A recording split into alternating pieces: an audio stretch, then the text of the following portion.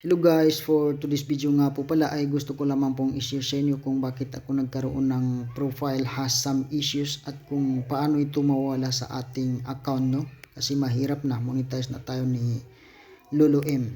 Bali kahapon po ay nag-open ako ng aking Facebook account, no? So nakita ko na mayroong profile some issues at nagtaka ko kung bakit nagkaroon ako ng ganong issue, no? So dali-dali kong hinanap, no, kung ano ba talaga ang dahilan kung bakit ako nagkaroon ng profile some issues at ito nga po pala yung nakita ko, no? Facebook added a notice to your post. So ito ang dahilan kung bakit ako nagkaroon ng profile some issues. Independent fact checkers review the information in a post that you shared and said that it was a missing context. Ito nga po pala yung na-share ko, no, na post ng isang vlogger na fake news pa pala.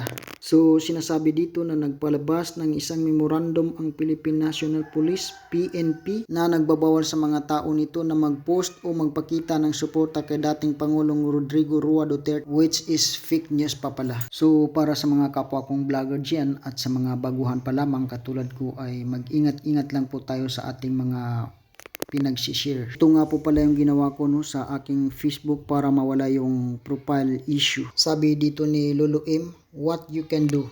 If you think that we made a mistake, you can request a review. So ang ginawa natin ay binura natin yung post at gumawa tayo ng report kay Lolo M para ma-review nila ang ating profile account. At yun na nga, after 24 hours ay nawala na po ang issue sa ating profile Facebook.